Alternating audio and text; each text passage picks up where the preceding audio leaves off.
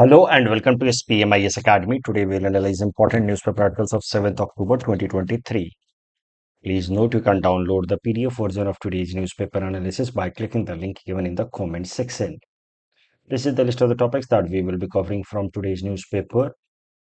The first article is about Bohr-Einstein debate on nature of reality. तो ये जो topic है साइंस एंड टेक पर्सपेक्टिव से तो इम्पोर्टेंट है ही, एस्से राइटिंग में भी इसका काफ़ी इस्तेमाल किया जा सकता है।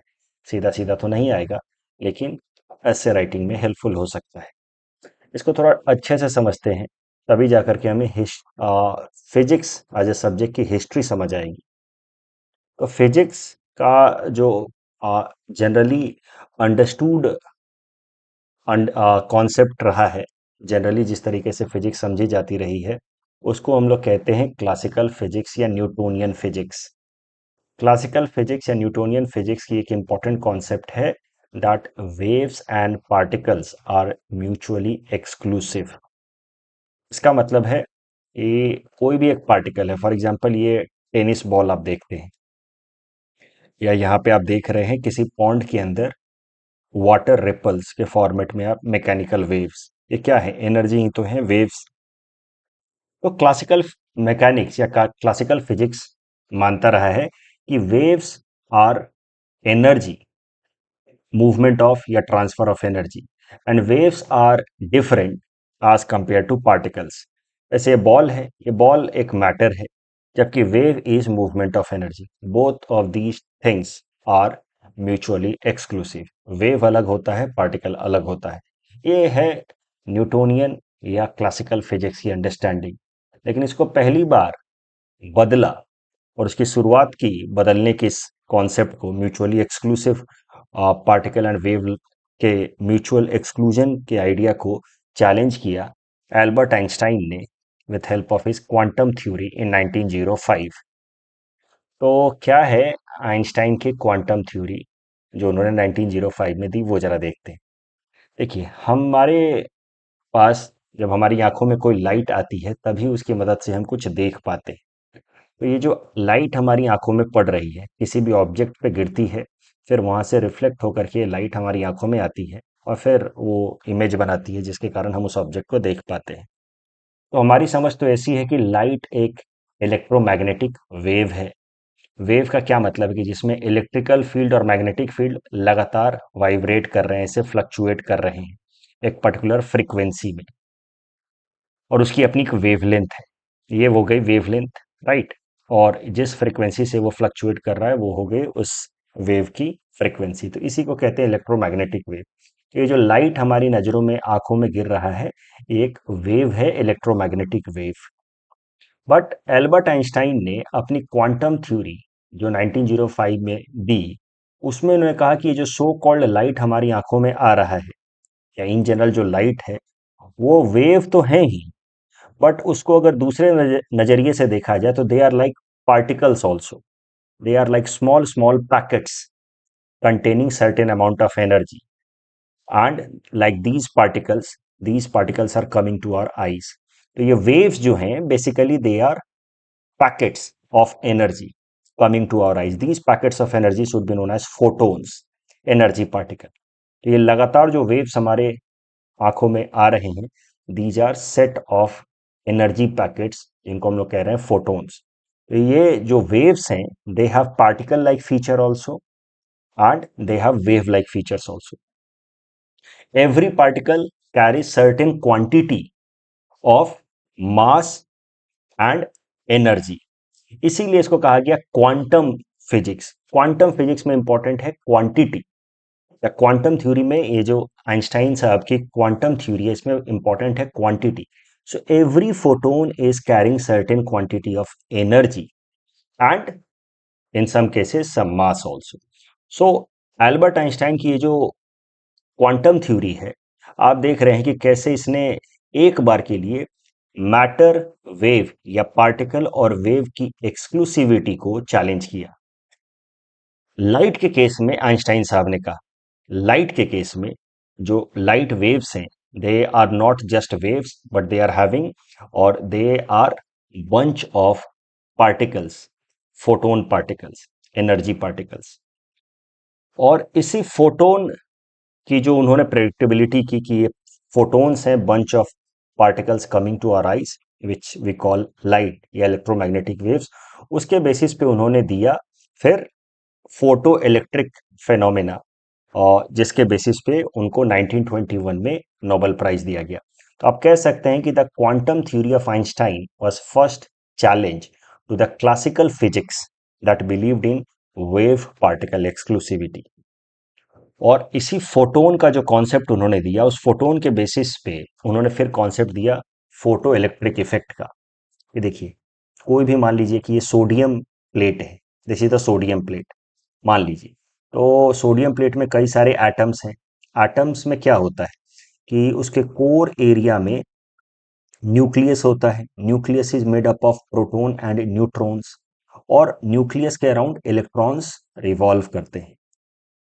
अब एल्बर्ट आइंस्टाइन ने प्रूव किया कि इस पे अगर कोई लाइट को हम लोग इंसिडेंट होने दें, लाइट को अगर हम यहाँ गिरने दें, तो वो लाइट एनर्जी देता है इलेक्ट्रॉन्स को।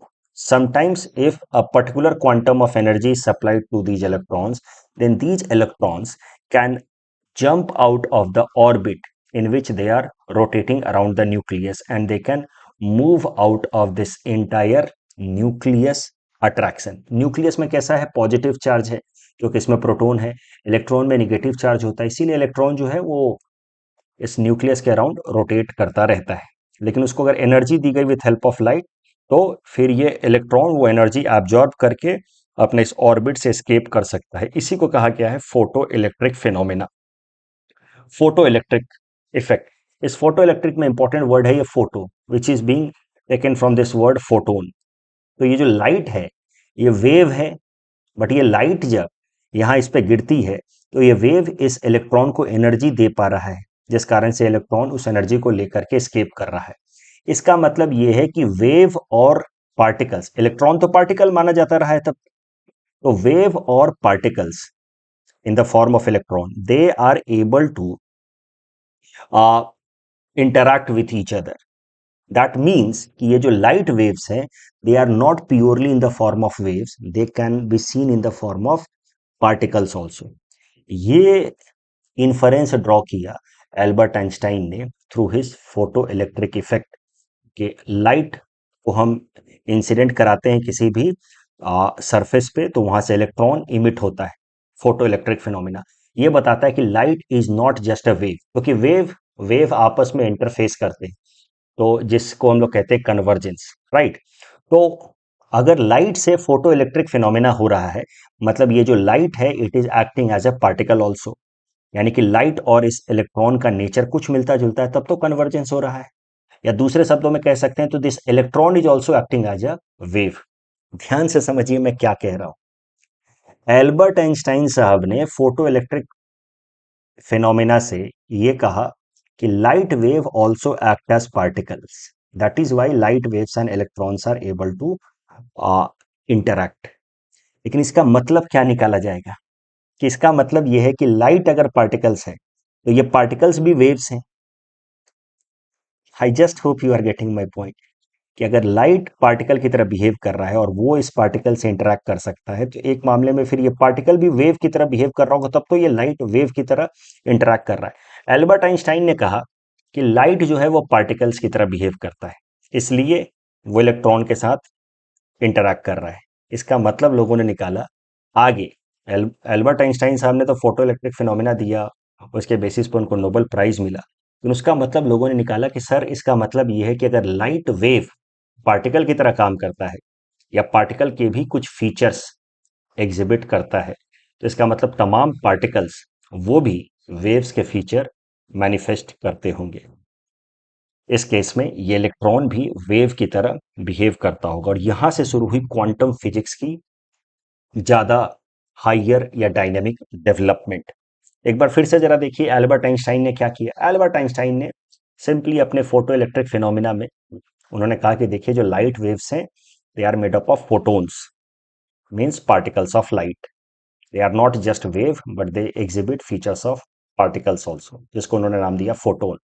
और ये फोटोन के पास अपनी एनर्जी होती है, और ये फोटोन्स को अगर हम लोग गिरने दें ऑन सम मैटर, तो वहां पे वो इनफ एनर्जी ट्रांसफर कर सकता है to that matter which might allow some electrons to escape out of that nucleus. इसी को कहा गया फोटो इलेक्ट्रिक इफेक्ट। और एल्बर्ट आइंस्टाइन ने फिर एक फॉर्मूला भी दे दिया। आपने अक्सर सुना होगा ये फॉर्मूला, कि जितना एनर्जी ये फोटोन कैरी करता है that is equal to mass into speed of light का square. E is equal to mc square. E is the energy, m is the mass, c is the speed of light, which is somewhere close to 3 into 10 raised to power 8।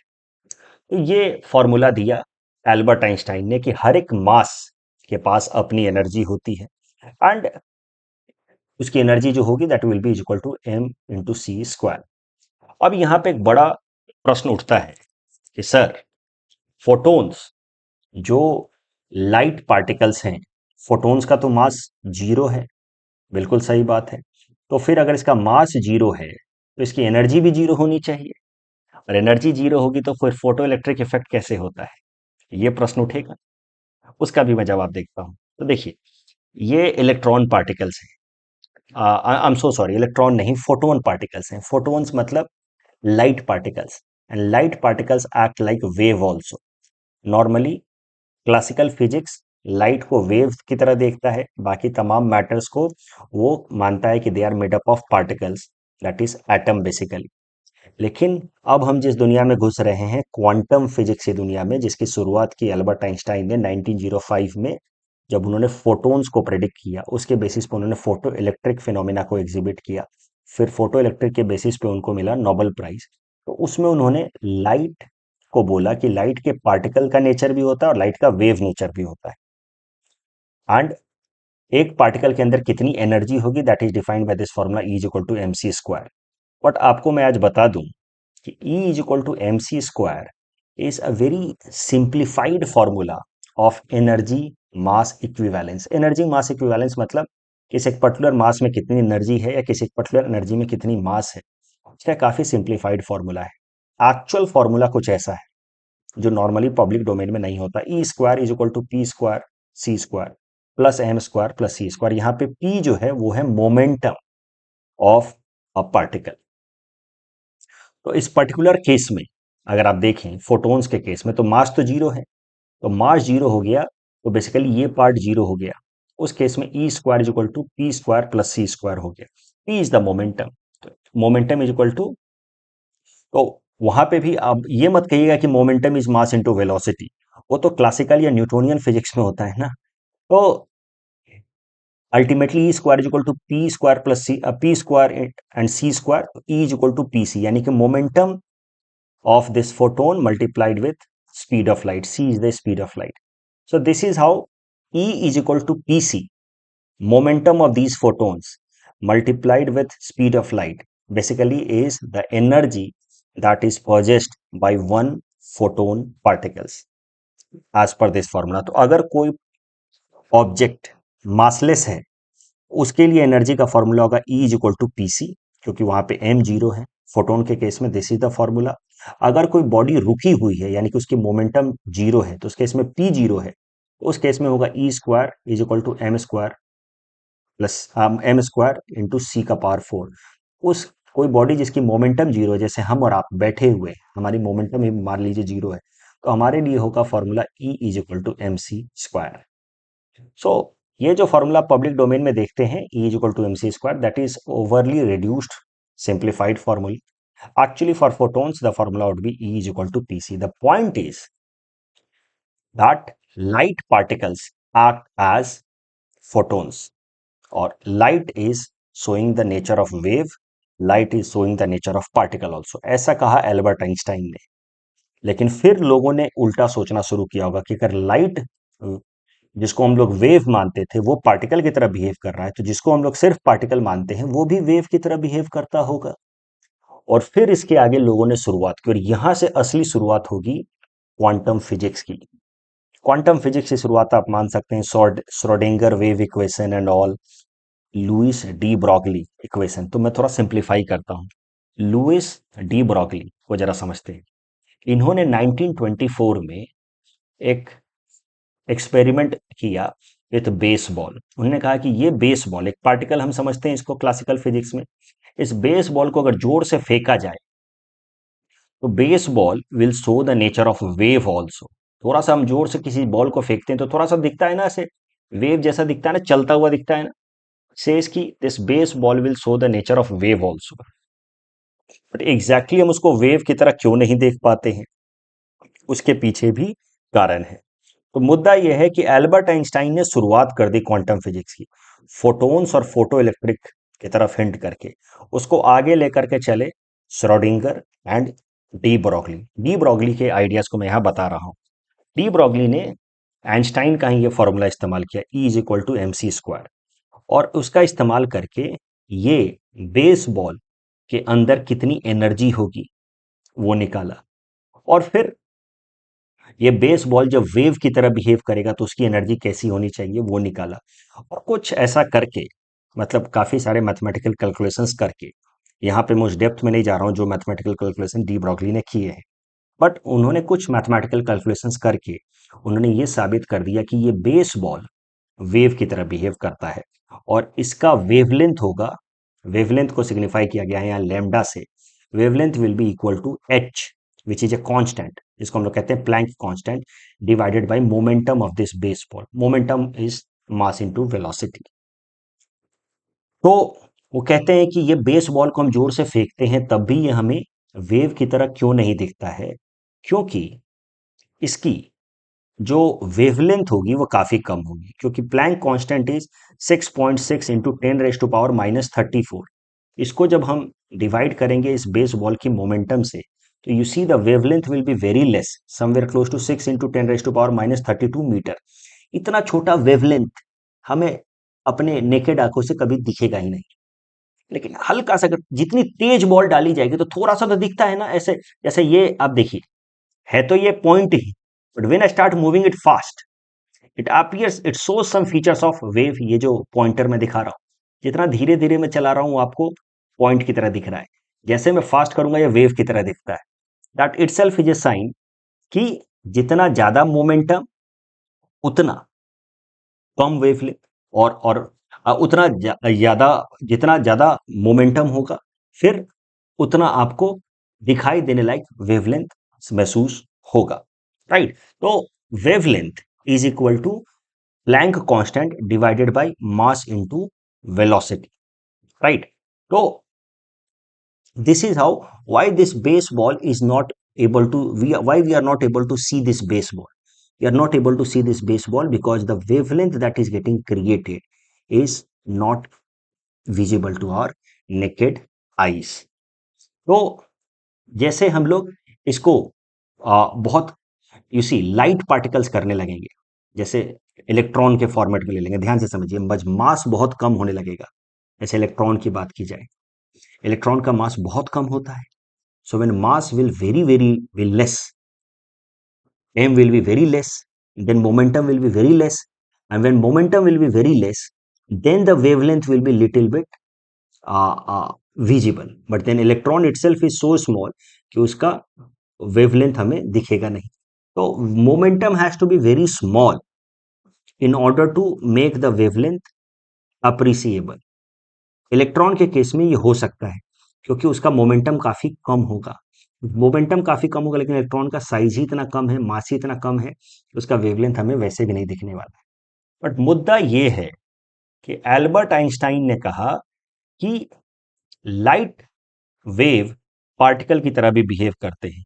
De Broglie और Schrodinger ने यह साबित कर दिया कि हर एक particle भी wave की तरह बिहेव करता है, और पार्टिकल जब वेव की तरह बिहेव करता है तो उसका वेवलेंथ जो होता है that is defined by this formula, wavelength that is lambda is equal to Planck constant divided by momentum.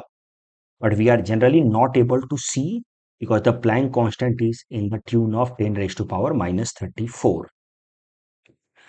अब इस लिहाजे से हर एक पार्टिकल भी वेव है, राइट। हर एक पार्टिकल भी वेव है। अब आपको ये बात समझनी है कि हर एक चीज वेव है। इनफैक्ट आपके सामने जो बॉल रखा हुआ है, मान लीजिए आपके टेबल पे जो पेन रखा हुआ है, वो पार्टिकल नेचर की तरह भी रिफ्लेक्ट कर रहा है, वो वेव भी है। हम और आप हम एक पार्टिकल भी हैं, हम वेव भी हैं, वी आर वेव ऑल्सो। अब आप बोलेंगे कि सर हम वेव कैसे हुए, हमारा तो मोमेंटम है नहीं, और मोमेंटम इज नथिंग, हम तो चुपचाप से खाली बैठे हैं, शांति से बैठे हैं, और momentum is zero. When our momentum is zero then how can there be wave? तो इसका आंसर ये होगा कि मोमेंटम कभी भी किसी का जीरो नहीं हो सकता पूरी तरह से। हमें लगता है कि हम खाली बैठे हैं, हमारा कोई स्पीड नहीं है, बट यू सी हम जिस अर्थ पे बैठे हैं वो तो रोटेट कर रहा है, वो तो रिवॉल्व कर रहा है। सो वी आर ऑलवेज, अगर हम सन के को रेफरेंस बना करके देखें तो we are always moving, and when we are always moving we are always having momentum, we are moving even when we are sleeping. दिक्कत क्या है कि जैसे ट्रेन में बैठा हुआ एक इंसान दूसरे इंसान को देखे सिर्फ, तो उसको लगता है कि ट्रेन तो चल नहीं रही है। अगर खिड़की बंद कर दी जाए तो पता ही नहीं चलेगा कि आपको ट्रेन चल रही है, क्योंकि दोनों लोग चल रहे हैं with respect to the earth, इसलिए दोनों एक दूसरे के रेस्पेक्ट में तो चलते हुए दिखते नहीं हैं। So both are stationary with each other. Similarly इस अर्थ पे हम सब बैठे हैं, तो हम जिस चेयर पे बैठे हैं वो चेयर भी चल रहा है, हम भी घूम रहे हैं, इसलिए लगता नहीं है कि हम घूम रहे हैं, but all of us are in movement, continuous movement. All of us are having some momentum every moment, even when we are sleeping, and that is why all of us are tending to behave like a wave every moment because we are having momentum. So हम stationery हैं नहीं। तो ये बात हो गई wave particle duality की, wave particle duality, and this was the beginning of quantum physics. तो क्लासिकल फिजिक्स को सीधा सीधा अपोज करता हुआ quantum physics. Classical physics is based on the idea of, you see this one, mutual exclusion of particle and waves. और Einstein साहब ने कहा कि लाइट जो है वो पार्टिकल की तरह बिहेव करता है। बाद में डी ब्रॉगली और श्रोडिंगर ने साबित कर दिया कि हर एक पार्टिकल भी वेव की तरह बिहेव करता है। इवन ह्यूमंस आर एक्टिंग और having two features, one we are like particle of course, other we are showing the feature of wave। और फिर इसके आगे और फिर रिसर्च हुए क्वांटम फिजिक्स में। तो क्वांटम फिजिक्स की जो सबसे इंपॉर्टेंट थ्योरी निकाली गई बाद में वो थी हाइजेनबर्ग अनसर्टेनिटी प्रिंसिपल। ये आई 1927 में, हाइजेनबर्ग साहब ने दिया। बहुत इंटरेस्टिंग है। तो हाइजेनबर्ग साहब कहते हैं कि किसी भी ऑब्जेक्ट को आप एग्जैक्ट तरीके से आप नहीं मेजर कर सकते हैं। दो बातें, कि वो किसी भी जगह पे उसकी स्पीड कितनी है और उसका लोकेशन क्या है। Read it, one can not simultaneously determine both the position and momentum of an electron. आप एक साथ दो चीजें नहीं डिसाइड कर सकते, इलेक्ट्रॉन है कहां और उसकी मोमेंटम कितनी है। इसी को कहा गया हाइजेनबर्ग अनसर्टेनिटी प्रिंसिपल। ये क्या है हाइजेनबर्ग अनसर्टेनिटी प्रिंसिपल, वो मैं आपको समझाता हूं इस इमेज की मदद से। मान लीजिए कि ये बॉलर है, मुझे लगता है जेम्स एंडरसन है, ये बॉल फेंक रहे हैं और इन्होंने बॉल फेंकी इस बैट्समैन को, तो फिर स्पीडोमीटर से स्पीड निकाल करके देता है, मान लीजिए दिखाया जाता है 150 किलोमीटर पर आवर की बॉल है ये। बट ये जो स्पीड दिखाता है 150 किलोमीटर पर आवर, ये तो एवरेज स्पीड है। एवरेज स्पीड कैसे निकाली जाती है? डिस्टेंस, जो 22 यार्ड की डिस्टेंस है इस क्रिकेट पिच की, divided by time taken, that is the average speed.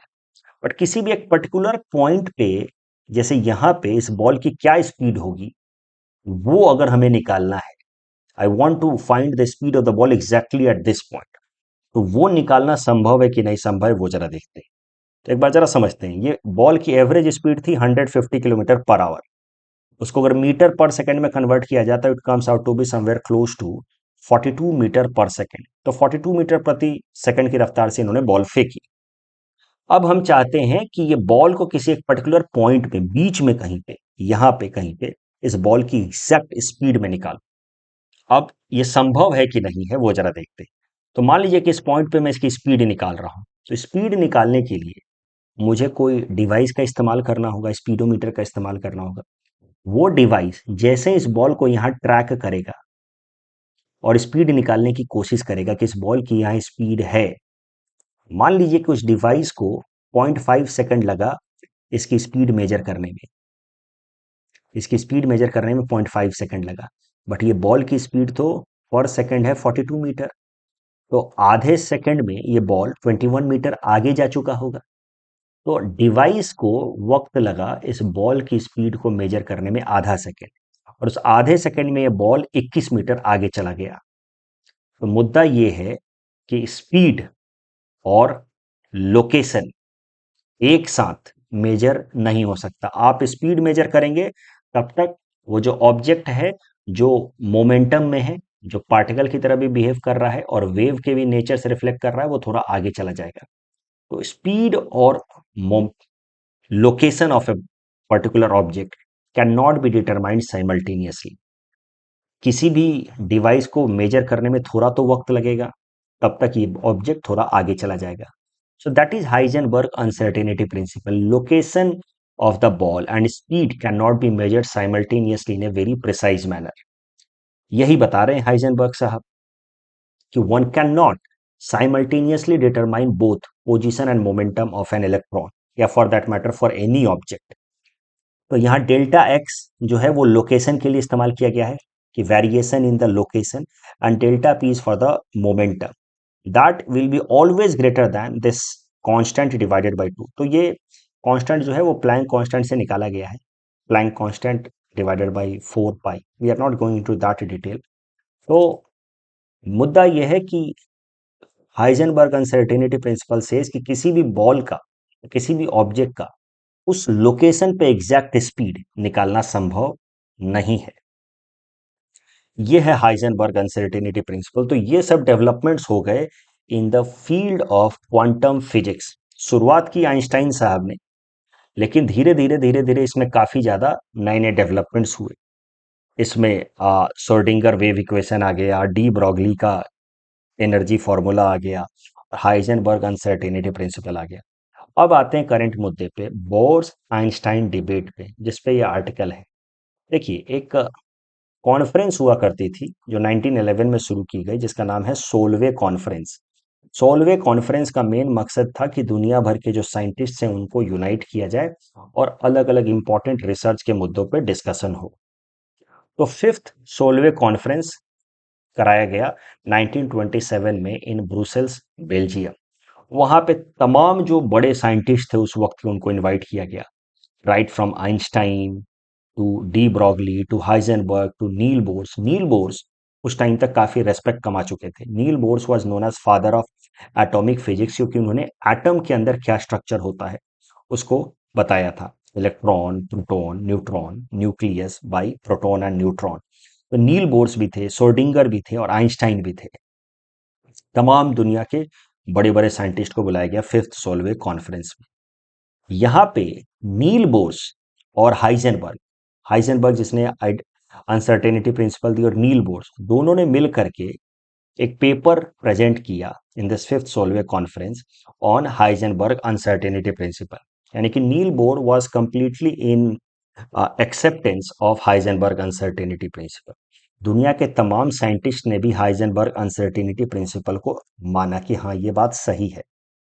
लेकिन आइंस्टाइन अकेले थे जिन्होंने फिफ्थ सोलवे कॉन्फ्रेंस में हाइजेनबर्ग अनसर्टेनिटी प्रिंसिपल को चैलेंज किया, ऑब्जेक्ट किया कि नहीं, मेरे हिसाब से ये गलत है।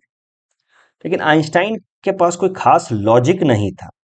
ही सिंपली सेड कि God does not play dice, मतलब गॉड इतना ऐसे अनसर्टेनिटी में दुनिया को नहीं बनाता। तो आइंस्टाइन हैड ए कन्विक्शन कि हम अपने लॉजिक से हर एक चीज को समझ सकते हैं। अगर हम नहीं समझ पा रहे हैं, अनसर्टेनिटी में है, तो ये हमारी लिमिटेशन है। With more logic we can understand it, because God does not create, God has not created this world with uncertainty. क्योंकि गॉड जो है वो डाइस तो खेल नहीं रहे। तो मुद्दा यह है कि आइंस्टाइन ने आर्ग्यू तो किया against Heisenberg uncertainty principal, but he did not give any solid scientific logic. He was not able to find any loophole in the argument, but yet he was not willing to accept the words easily from the core of his heart. तो Einstein के इस argument पे Niels Bohr ने ये कहा, it is not our job to tell how God would run the affairs of the world. हम लोग physicist इंसान हैं, साइंटिस्ट आदमी हैं, जो हमें पता चल रहा वो हम बता रहे हैं। बट आइंस्टाइन थोड़े से स्पिरिचुअल भी आदमी थे। आइंस्टाइन को लग रहा था कि ऐसा कैसे हो सकता है कि दुनिया में कोई भी ऐसी चीज जो है उसमें अनसर्टेनिटी है, जिसको जाना ही नहीं जा सकता है। अब जो भी है, फिफ्थ सोलवे कॉन्फ्रेंस यहां खत्म हो गया, लेकिन आइंस्टाइन लगे रहे कि ना, मैं तो ये अनसर्टेनिटी प्रिंसिपल को गलत साबित करके रहूंगा। फिर सिक्स सोलवे कॉन्फ्रेंस हुआ 3 साल बाद, और वहां पे नील बोर्स के साथ तमाम जो बाकी साइंटिस्ट थे उस टाइम के Max Born, Dirac, Pauli, Heisenberg, इन सब ने मिल करके वापस से हाइजेनबर्ग अनसर्टेनिटी प्रिंसिपल को एक्सप्लेन किया। Einstein again challenge it solo. Einstein ने चैलेंज करने के लिए फिर से कुछ सजेशंस दिए, हाइपोथेटिकल एक्सपेरिमेंट्स की बातें की। हाइपोथेटिकल एक्सपेरिमेंट्स होते हैं जो आप बातों में या लॉजिक में एक्सपेरिमेंट्स करते हैं, कि मान लो कि ऐसा है तो ऐसा होगा कि नहीं होगा, ऐसा है तो वैसा होगा कि नहीं होगा। तो Einstein gave a hypothetical experiment. एक होता है scientific experiment, because on the basis of data facts, कि देखिए ये मैं करके दिखा रहा हूं। तो एग्जिबिट करके जब आप दिखाते हैं, डेमोन्स्ट्रेट करके दिखाते हैं, वो होता है साइंटिफिक एक्सपेरिमेंट। आइंस्टाइन ने हाइपोथेटिकल एक्सपेरिमेंट लॉजिक के बेसिस पे चैलेंज किया फिर से in the six Solvay conference uncertainty principle. यही हाइपोथेटिकल एक्सपेरिमेंट के बारे में आज के आसाम ट्रिब्यून के इस आर्टिकल में लिखा है। बट आइंस्टाइन के इस हाइपोथेटिकल एक्सपेरिमेंट में भी कोई बहुत ज्यादा दम था नहीं, साइंटिफिक लॉजिक था नहीं, और आइंस्टाइन अल्टीमेटली वो हाइपोथेटिकल एक्सपेरिमेंट को भी ठीक से लॉजिकली प्रूव नहीं कर पाए, ही वॉज डिफीटेड। तो माना यह जाता है कि जो बोर आइंस्टाइन डिबेट हुई ऑन हाइजेनबर्ग अनसर्टेनिटी प्रिंसिपल, उसमें Niels Bohrs emerged as a winner. It was Niels bourse who could justify that yes uncertainty is there. अब दुनिया में आगे कोई महान फिजिसिस्ट हो in the world of quantum physics, और वो फिर अनसर्टेनिटी को भी रिजॉल्व कर दे, तो फिर एक बार वापस से आइंस्टाइन साहब सही साबित हो जाएंगे। लेकिन जब तक ये नहीं होता है, तब तक इस डिबेट में माना जाएगा कि it was Niels bourse who was winner. तो आज ये आर्टिकल इसलिए आया है क्योंकि दो बातें हैं। एक तो नील बोर्स का आज बर्थ एनिवर्सरी है। दूसरा, हाल फिलहाल में जो नोबेल प्राइज दिया गया है फिजिक्स में, उसमें मेन क्या था, एक ऐसा लाइट डेवलप किया गया है, लेजर लाइट, लेजर बीम, जिसकी मदद से इलेक्ट्रॉन्स को डिटेक्ट किया जा सकता है, उनके मोशन को कुछ हद तक प्रेडिक्ट किया जा सकता है। तो अब इस पे प्रश्न आएगा कि ऐसी लेजर बीम डेवलप की गई है जिसकी मदद से इलेक्ट्रॉन्स के मोशन को कुछ हद तक प्रेडिक्ट किया जा सकता है। लेकिन इस बात का हमेशा ध्यान रहे कि इलेक्ट्रॉन्स के एग्जैक्ट लोकेशन और मोशन को एक साथ प्रेडिक्ट करना संभव नहीं है, as per Heisenberg uncertainty principal. अगर आप उसका लोकेशन बताओगे इलेक्ट्रॉन का, अगर आप उसका लोकेशन बताओगे तो स्पीड नहीं बता सकते एग्जैक्टली, अगर स्पीड बताओगे तो लोकेशन नहीं बता सकते। हाँ, लाइट आपने डेवलप किया है, उसकी मदद से कुछ हद तक अंदाजा लगाया जा सकता है उसके मोशन का, बट नॉट एग्जैक्टली। अब जरा समझते हैं कि इंडियन फिलॉसफी को क्यों माना जाता रहा है कि इंडियन फिलॉसफी पहले से ही काफी आगे रही है। देखिए, आपको मैंने कुछ दिनों पहले ही बताया कि कैसे Oppenheimer, who is considered as father of atomic bomb, he used to take inspiration from Bhagavad Gita. ठीक है। तो और later on also he took solace from Bhagavad Gita. Indian philosophy में कई सारी ऐसी बातें हैं जो आप मान सकते हैं कि क्वांटम फिजिक्स को दर्शाती है। मैं कोई सुपरस्टिशन फैलाने की कोशिश नहीं कर रहा हूं, बट समझिए मैं क्या बता रहा हूं। सबसे पहले समझिए कि फिलॉसफी होता क्या है। फिलॉसफी को हम लोग कहते हैं मेटाफिजिक्स। मेटाफिजिक्स मतलब beyond science. Philosophy is not anti science, it is beyond science. Science जो चीज साबित नहीं कर पा रहा है, लेकिन उसको गलत भी नहीं कर प्रूफ कर पा रहा है, बट उसको एक्सपेरिमेंट बेसिस पे साबित भी नहीं कर पा रहा है, राइट, वो चीजें होती है मेटाफिजिक्स। और जो चीजों को साइंस लॉजिकली गलत साबित कर देता है, वो होता है सुपरस्टिशन। ये अंतर होता है फिलॉसफी में और सुपरस्टिशन में। Superstition is anti science, philosophy is metaphysics या beyond science. This is the world of science, this is the world of philosophy, beyond science. और एल्बर्ट आइंस्टाइन जो हैं वो फिलोसोफर भी थे, साइंटिस्ट भी थे। और फिलोसोफर इंसान थोड़ा भगवान में भी मानेगा, ठीक है। तो इसीलिए एल्बर्ट आइंस्टाइन साहब का दिल नहीं मान रहा था कि अनसर्टेनिटी कैसे है। बट इंडियन फिलोसफी में आप देखिए कैसे ये अनसर्टेनिटी प्रिंसिपल्स पहले से इंक्लूडेड है। आपने पढ़ा है जैनिज्म के अंदर स्यादवाद। स्यादवाद मतलब theory of maniness of reality. Reality के कई सारे डायमेंशन हैं और कोई भी इंसान रियलिटी को पूरी तरह से नहीं समझ सकता है। यह है जैनिज्म की स्यादवाद की philosophy. This correlates with the Heisenberg uncertainty principal, ऐसा कुछ लोगों का मानना है। कि हाइजेनबर्ग अनसर्टेनिटी प्रिंसिपल ये सब ऐसे मैथ्स करके डेटा ये सब करके मैथमेटिकल फॉर्मूला करके बता रहा है कि nothing can be known in complete exactness, but this idea already has been given in Jaina's philosophy of Syadvada theory of maniness of reality. Reality has many dimensions. आपने पढ़ा होगा ये elephant and the six blind man, को उसका trunk को touch करके बोल रहा है कि अरे ये तो रोप है, कोई उसके लेग को टच करके बोल रहा है कि ये तो पिलर है। No one can know the exact reality, that is theory of maniness of reality, which is very much logically correlating with the concept of Heisenberg uncertainty principle. Now you see wave particle duality, कि जो particle है वो wave में भी convert हो जाता है and it has own energy, and energy can be seen in the form of particle also, and particle have energy that is E is equal to mc square. Now you see Bhagavad गीता's philosophy. Bhagavad Gita में कहा गया है कि शरीर तो वस्त्र मात्र है, आत्मा अमर है।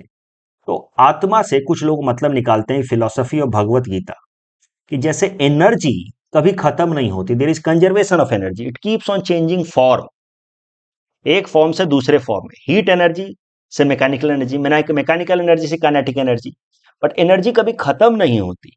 कंजर्वेशन ऑफ एनर्जी का कॉन्सेप्ट है। वैसे ही भगवत गीता में, क्योंकि पार्टिकल भी तो एनर्जी ही है, तो हमारा शरीर भी तो पार्टिकल है, उसके अंदर अभी एनर्जी है। अभी 10 मिनट में कोई मर गया, एक्सीडेंट हुआ, मर गया, वो एनर्जी कहां गई? तो एनर्जी ने बस अपना फॉर्म बदल लिया, उसने शरीर बदल लिया, लेकिन एनर्जी पूरी तरह से खत्म नहीं हो सकती। तो wave particle duality and energy just keep on changing it's form, उसका उससे कोरिलेट करके देखा जाता है भगवत गीता के इस फिलॉसफी को, एटर्नलिटी ऑफ द सोल, कि शरीर तो वस्त्र मात्र है, शरीर की मृत्यु हो सकती है, जीवात्मा की नहीं। ठीक है, अभी मुझे ऐसा लगता है कि देखिए, क्वांटम फिजिक्स क्या है, how it is different from classical physics, ये आपको जानना चाहिए as a UPSC aspirant also. लेकिन मुझे ऐसा लगता है कि आउट ऑफ इंटरेस्ट मैंने थोड़ा ज़्यादा डेप्थ में पढ़ा दिया। इतना डेप्थ में जानने की जरूरत नहीं, बस आप इतना ध्यान रखो, अगर आपको नहीं भी समझ आया हो, कि classical physics talks about wave particle exclusiveness, जबकि quantum physics talks about wave particle duality. मतलब wave also exhibit the nature of particle and particle also exhibit the nature of wave, vice versa. इतना बस याद रखो। मुझे लगता है out of curiosity, चूंकि ये मेरा अपना बैकग्राउंड है, इसमें मैं थोड़ा ज़्यादा डेप्थ में पढ़ा दिया। आई जस्ट होप कि आपको समझ आया है। समझ आया तो बताइए कमेंट सेक्शन में लिख करके क्वांटम फिजिक्स और क्लासिकल फिजिक्स के बीच का अंतर and how they are linked with philosophy. देखते हैं, नहीं भी समझ आया तो ज़्यादा चिंता की बात नहीं है, थोड़ा टेक्निकल था, मैं मानता हूँ। Next article is about constitutional bench of Supreme Court. This topic is important from our syllabus GS paper two Indian polity point of view. देखिए, सुप्रीम कोर्ट का एक स्पेशल तरीके का बेंच होता है, इसको हम लोग कहते हैं कॉन्स्टिट्यूशनल बेंच। कॉन्स्टिट्यूशनल बेंच के कुछ खासियत होती है। सबसे पहले तो समझ लीजिए कि कॉन्स्टिट्यूशनल बेंच में मिनिमम 5 जजेस तो होते ही हैं, और कॉन्स्टिट्यूशनल बेंच को तभी कॉन्स्टिट्यूट किया जाता है जब कॉन्स्टिट्यूशन से रिलेटेड किसी मुद्दे पे इंटरप्रिटेशन करना हो, कि ये जो पर्टिकुलर मैटर है, ये इसका क्या एग्जैक्ट मीनिंग है, क्योंकि there are many ideas in the constitution which are open ended, ambiguous, they need interpretation.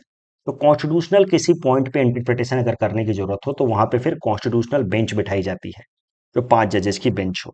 उसके अलावा कॉन्स्टिट्यूशनल बेंच जो है वो प्रेसिडेंशियल रेफरेंस पे सरकार को अपना ओपिनियन देती है। तो आपने जरूर पढ़ा होगा इंडियन पॉलिटी में आर्टिकल 143, जहां पे time to time the president can refer a matter to the Supreme Court asking any clarity on any provision of the constitution. तो संविधान के किसी पर्टिकुलर पॉइंट पे सरकार को अगर डाउट हो जाता है कि इसका एग्जैक्ट क्या मतलब है, तो फिर सरकार प्रेसिडेंट के थ्रू उस मैटर को रेफर करा सकती है कॉन्स्टिट्यूशन सुप्रीम कोर्ट को, कि ये कॉन्स्टिट्यूशन का ये पॉइंट है, इसका क्या मतलब है। और ये रेफरेंस जो दिया जाता है सरकार द्वारा सुप्रीम कोर्ट को, that is done under article 143, और फिर सुप्रीम कोर्ट उस पर इंटरप्रिटेशन करके सरकार को बताती है कि इसका मतलब ये है। सो इन दोनों ही मुद्दों के लिए सुप्रीम कोर्ट कॉन्स्टिट्यूशनल बेंच बैठाती है। इसमें मिनिमम 5 जजेज होते हैं। जो हमारे former chief justice of India थे यू यू ललित साहब, उन्होंने नियम बनाया था कि सुप्रीम कोर्ट में हर वक्त एक कॉन्स्टिट्यूशनल बेंच तो होगा ही, क्योंकि सुप्रीम कोर्ट को कहा जाता है गार्जियन ऑफ द कॉन्स्टिट्यूशन।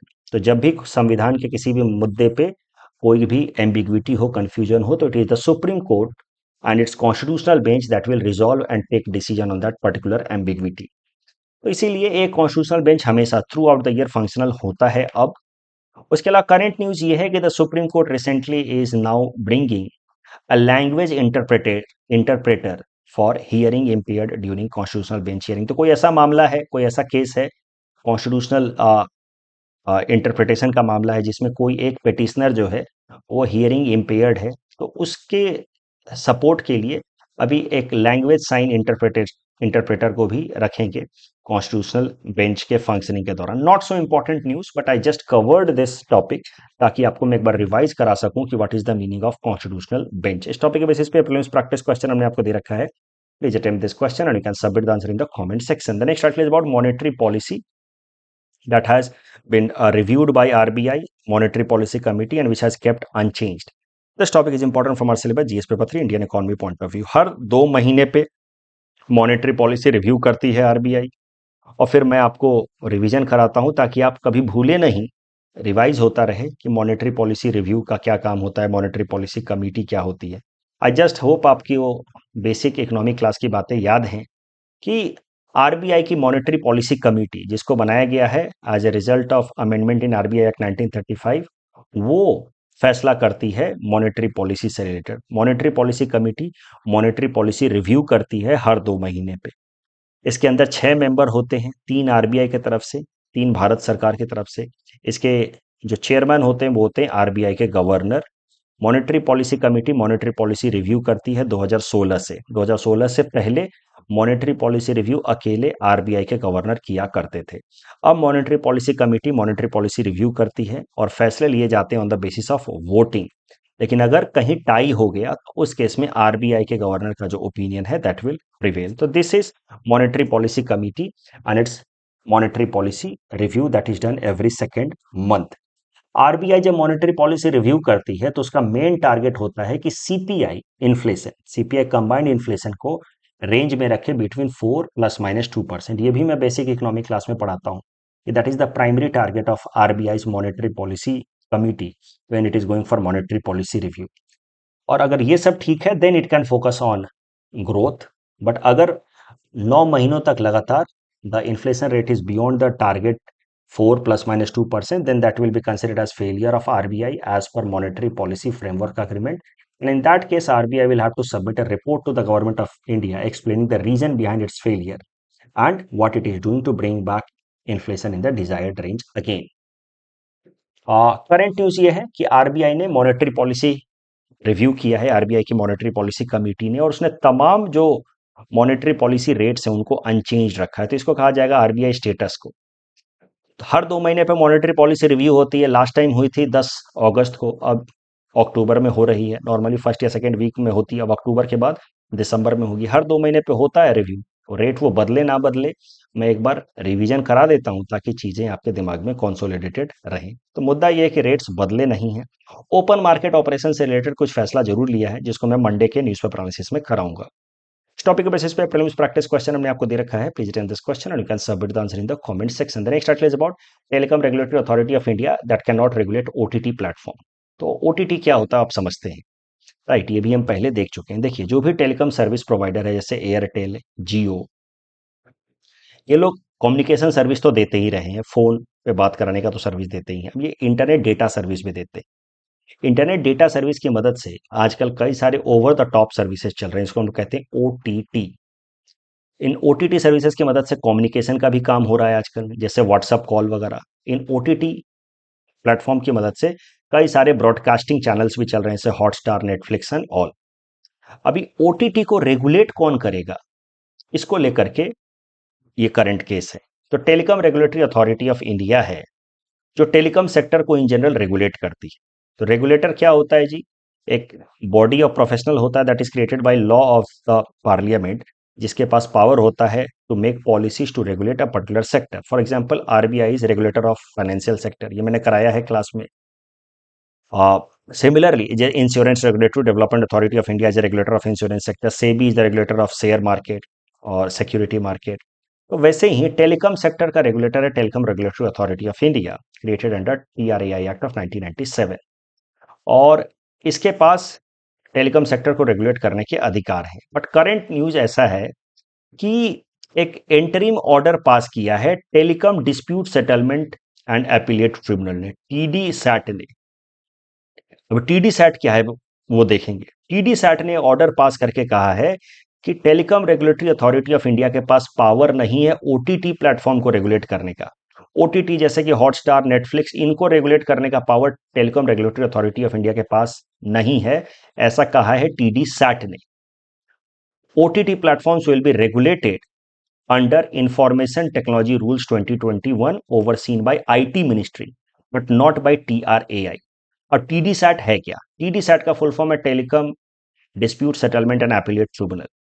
इसको बनाया गया है अंडर TRAI एक्ट इटसेल्फ। ये जो TRAI एक्ट है जिसकी मदद से telecom regulatory authority of India बनाई गई है, इसी के एक्ट की मदद से ये TDSAT भी बनाया गया। और TDSAT के पास पावर है टेलीकॉम सेक्टर से रिलेटेड कोई भी डिस्प्यूट अगर हो जाए, जैसे TRAI telecom regulatory authority of India regulate कर सकता है एयरटेल और जियो, यानी कि इनके लिए पॉलिसी बना सकता है। लेकिन अगर इनको इससे डिस्प्यूट है कि नहीं सर हमको आपकी ये पॉलिसी सही नहीं लग रही, ये मुझे इसमें कुछ गलत लग रहा है, तो जियो को मान लीजिए TRAI से डिस्प्यूट हो गया, तो TRAI and Jio will go to TDSAT।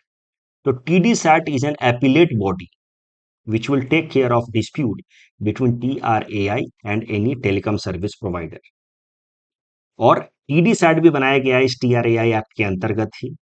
और टीडी सैट ने कहा है कि ओटीटी रेगुलेशन जो है, ओटीटी प्लेटफॉर्म्स का रेगुलेशन TRAI नहीं करेगा, it will be done by IT ministry under this law. इस टॉपिक के बेसिस पे ये प्रीलिम्स प्रैक्टिस क्वेश्चन मैंने आपको दे रखा है, क्योंकि इस तरह के जो प्रश्न एरियाज होते हैं इस पे प्रश्न आ जाता है प्रीलिम्स में। तो खासकर ओटीटी को रेगुलेट नहीं करेगा TRAI, कौन करेगा? IT ministry. कौन कहा है? TD set. टीडी सैट कैसे बना है? TRAI एक्ट के अंतर्गत ही। The next article is about Nobel Peace Prize. This is important from prelims exam point of view। तो नोबेल प्राइज में आखिरी प्राइज, आपको मैंने बताया इकोनॉमिक प्राइज तो नोबेल में आता नहीं है। आखिरी प्राइज नोबेल प्राइज का 5वां दे दिया गया है। It has been given to Iranian activist Narges Mohammadi. She is an Iranian activist, human right activist. She has been fighting for women rights also. तो इस टॉपिक के बेसिस पे भी एक प्रीलिम्स प्रैक्टिस क्वेश्चन हमने आपको दे रखा है। Please attempt this question and you can submit the answer in the comment section. कल जो हमने आपको प्रैक्टिस क्वेश्चन दिया था उसका आंसर है 1 and 2 ओनली। तीसरा स्टेटमेंट गलत है। आपको मैंने बताया कि पीस प्राइज जो है वो ओस्लो नॉर्वे में दिया जाता है, मैंने कराया था। तो उसके बाद अगर तीसरा स्टेटमेंट गलत है तो इसके बेसिस पे ही आप करेक्ट आंसर निकाल सकते हैं by using elimination method. That's all from our side for today. Thanks for watching.